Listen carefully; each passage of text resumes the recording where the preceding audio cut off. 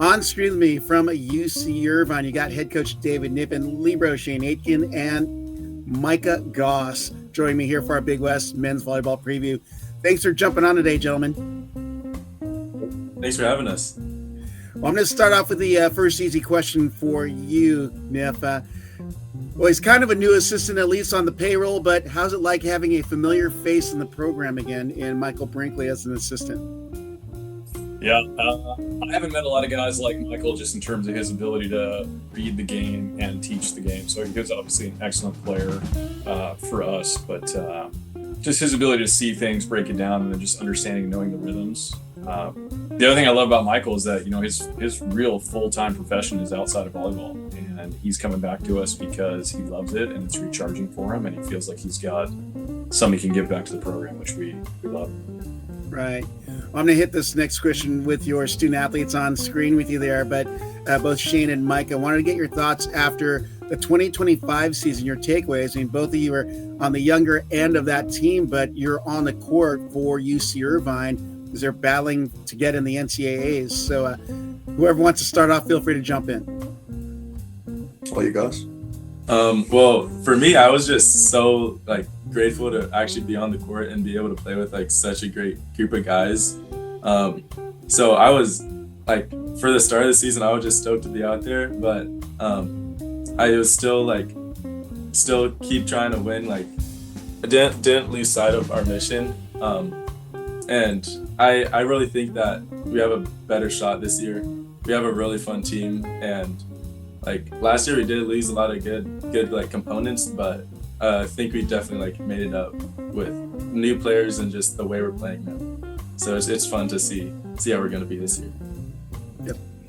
Yeah, I think from my perspective, although it was this last year was my my first season playing. I was already on the team a year prior, so it's kind of cool for me to get to see everything and know what to expect. That might be a little bit different from Goss. As Goss, this last year was his first year on the team, so we kind of didn't really maybe know much what to expect going into it. But for me, I did, and it was just really fun to actually be out there on the floor as opposed to on the bench. I think that was kind of a new thing for me. I never really was on the bench, and then trying to learn how to do that, and then get back to being on the court. It was super fun and really fun to play with the boys. You got a lot of guys that would have been great on this call, Rob, but these two guys are here because really when you look at our most consistent starters from last year, it was better returning. It's two freshmen, which is super fun. I mean, I think we got some neat guys on the team this year, and we'll have a fun style of Irvine volleyball to watch as always. But yeah, these are your returning most experienced starters. Yeah. Well, I've got to hit you up with that same question, Niff, because you have such a great retrospective view that is also forward-leaning and projecting your vision. So, love to always hear from you, Niff.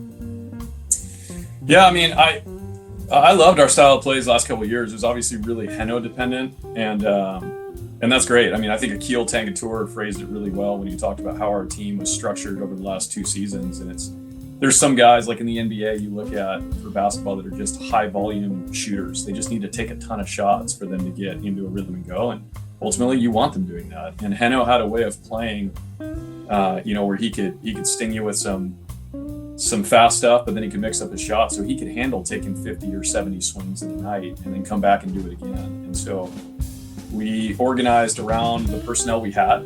And this year, I think it'll be totally different. It'll be a really different look. I expect it'll be much more balanced. It'll be, I think, a little bit more creative, not maybe creative from a single player, but I think we're going to need to be a little bit more creative comprehensively. And what's fun for me is that you've got guys like Goss that can play, middle, and he can also play it opposite. You've got a guy like Shane who can pass the ball well, but he can set the ball well also. And so I think the more complete team we can be, the more ability it gives us to pivot and move as needed during the campaign. Yeah. Well, Niff, we're going to stay with you on this one and then let the athletes respond as well because they obviously were involved. But during this last summer, you gave the Eaters a unique opportunity to participate in international competition at the World University Games. Can you talk about how that came about and that experience, not only for you, but for the guys as well? Sure. Yeah. I mean, the idea of playing international ball has always been a huge opportunity, not just from a volleyball standpoint to play against some of these more established federation teams, but also just the opportunity to get more time with the boys on the road to travel. So how it came about, it's a little unique every year. World University Games is a once every 2 year opportunity. And, the way USA Water Polo structured it and some of the USA Volleyball, it's funding doesn't come from the federation. So it's all fundraised, and basically there's a kind of a hierarchy of how they do the invites. And, we were a pretty good Final Four team in 2024. And so they went down and kind of looked at the programs, and it's a real limited roster. You can't take a full squad most of the time. So I think a lot of schools are uninterested because they can't take everyone. But for us, it worked out numbers-wise just right and timing-wise. And so we jumped on the opportunity and had a great time. Yeah. About the student athletes on screen, thoughts on the World University Games experience? Well, I thought it was so cool to actually see like that level of play too, because I've never been like exposed to that kind of volleyball before. We watched the finals between Poland and Brazil, and Poland just played the cleanest volleyball I think I've ever seen in my life, and it was so cool to see like volleyball played in that way. And like something we talked about after the tournament was how focused every player was on the team, completing like just focusing on one pass, or the setter focusing on one set and just getting one touch like as perfect as they can. It was just really like it was so amazing to actually like see a high level of volleyball, because there was Poland, Brazil, Italy was there. We played against Sani, which was pretty fun. And South we had a lot of eaters out there. Will Darcy was representing Australia. Yeah. We had Francesco Sani jump into our team photo before we played Italy in that match. It was phenomenal. And then just a bunch of familiar faces from just over the years, all the international tours that we've done. A lot of the Korean players that we had seen from previous foreign tours. That was pretty cool. Yeah. Yeah, I think for me, so I think it was a 25 and under tournament, but for a lot of these other countries, those players are actually already playing pro. So for us to get exposed to that level of play, I think was super important for us for this upcoming year, as well as I just love our sport because there's no right way to play the game. So seeing every country had their own kind of style of playing, and we're not really maybe as exposed to that in the NCAA, obviously more and more over the years. But being able to see all these different teams and how they play the game in their own way was super fun for us to see and me as well. Yeah. Well, to keep on that international theme, I know that some of the guys had some participation with their home countries, particularly Will Darcy, which you've already mentioned, with Australia, and you've got a couple new guys on the court. And did Andres Brink from Denmark, and Andre Jokanovic from France, and of course Micah Goss. We recognize him from the United States of America, getting some time in the red, white, and blue. But how do you think that experience pours into the guys on your squad, Niff? And then, of course, Mike, I'm going to want you to share about your experience playing for that U21 team. Yeah, the summer experience is so important. I think for some guys, they go away for the summer and the rest is really important. We have some guys that go away from the summer and they work full-time internships. And I think leveraging that just kind of like work ethic can be a really important thing coming back to us, even if it's a non-volleyball thing. Just the fact they're doing something, especially we're in a pretty academic school. We've had guys over the years that have had full-time jobs over the summer before, and they come back and they find a way to apply whatever they do in the summertime towards the objective at hand.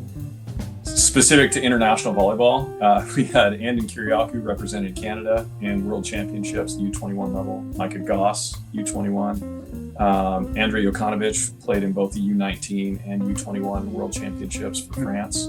Andreas Brink competed in the European Beach Championships for U20. And then Will Darcy was playing with Australia at World University Games, some other international competition as well. So, I think the touch on the ball is important. The ability to be exposed to different styles of play is important. I think what Shane mentioned and mentions often is there's different ways to play the game. And ultimately it's about scoring points, and there's a lot of creative different ways to do that. And so when guys see that, I think helps us get out of this mindset that there's only one way to do things, and allows us to come back here and be a little bit more flexible and patient with let's kind of figure out how to build a system around the current personnel. And I think that's always been a thing that we've done well at Irvine. We don't recruit to play a certain style of play. We just kind of recruit who we think will be a good fit for the program, and then we try to build the vessel from there. Right. Well, a lot of communication is needed for playing in this game that we love. And obviously Shane, being the libero, has a lot of communication, but what's the communication and the chemistry like on court, being that you have these different styles of plays from different cultures and different countries?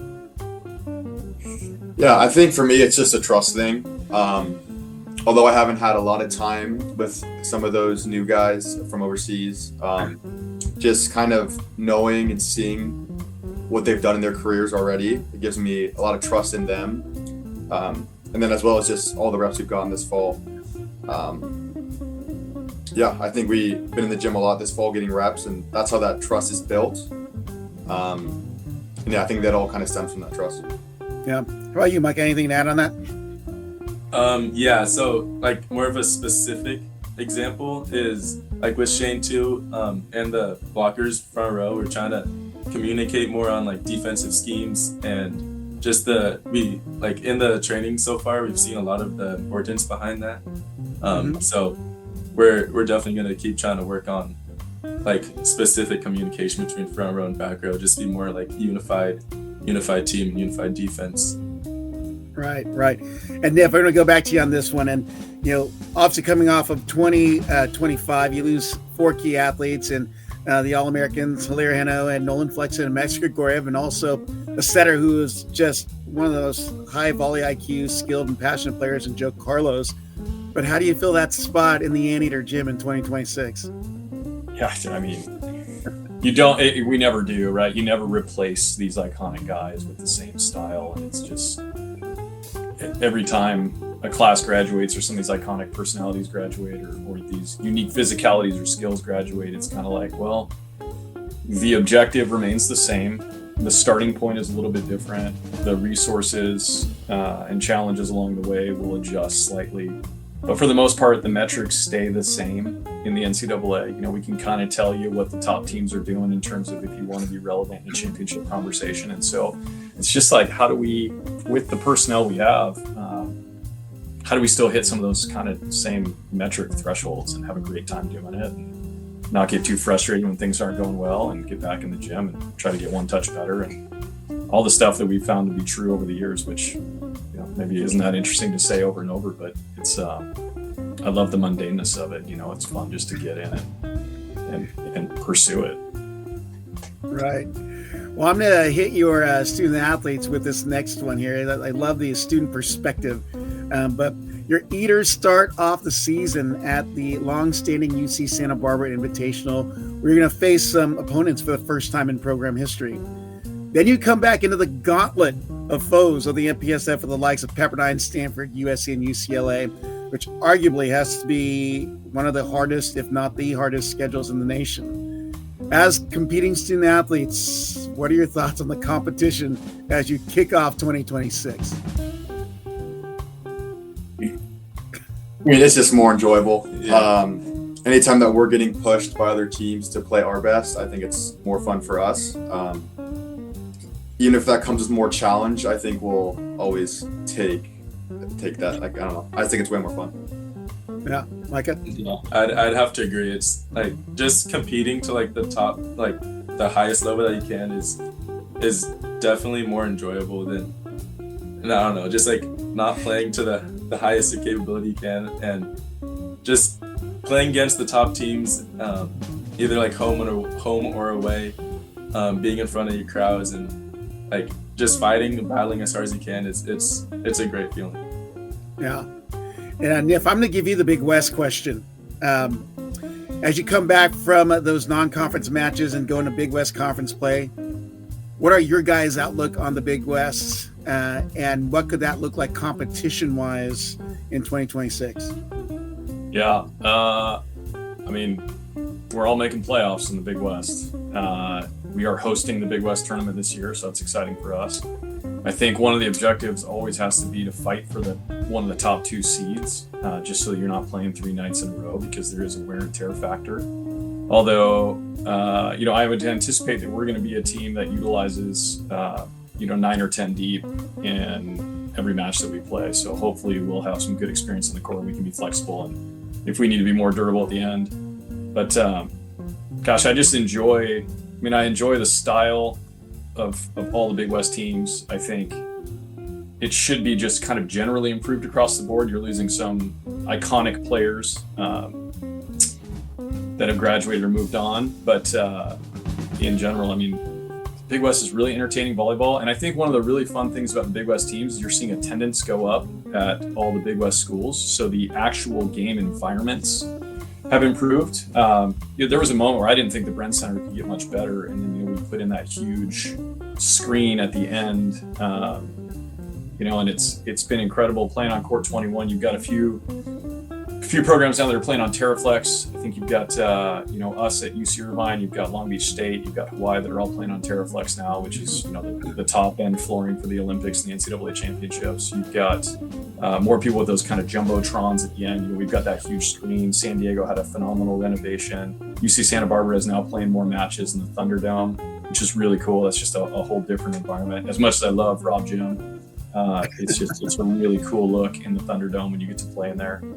And then the attendance goes up. I look at ours. We broke our attendance records last year, and we're in kind of this climbing moment where you're seeing 2,000 plus in the Bren Center for our matches. At least that's our average. And then you had a few programs sell out last year. I don't think we were the only ones. Long Beach had a few sellouts. Hawaii had a couple sellouts. I think San Diego had a sellout.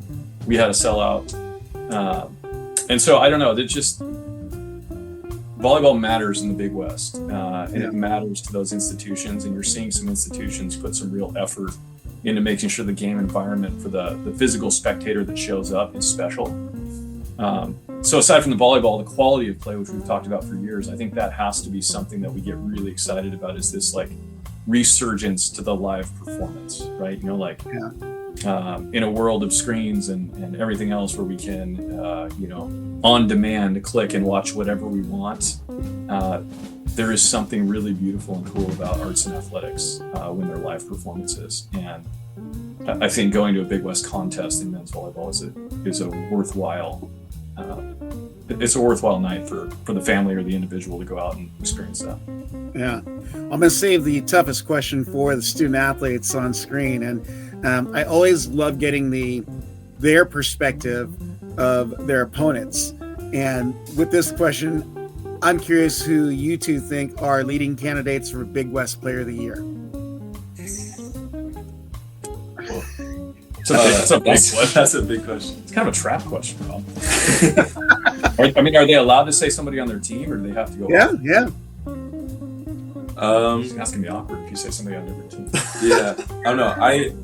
I think like for how much I'm gonna say our team, for how much Will's improved throughout the summer on doing all the Australian national team stuff, and he's improved a lot like throughout the years that I've seen, and being here this year. I think in just being 7 foot helps a lot, but he's just really physical, and it's kind of hard to stop him in our gym. And I don't know really if any. I don't know. I don't see him being stopped really easily if he stays as physical as he was this summer.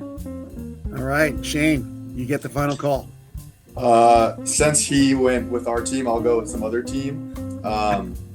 I'd say the clear favorite would have to be probably Skylar Varga on Long Beach. That would be my top pick for that. All right. Well, with that concludes our UC Irvine segment of the Big West men's volleyball preview. That's Shane, Aitken, Micah, Goss, and head coach David Kniffin. I appreciate your time today. Thanks, Rob. Thanks, Rob. Thank you.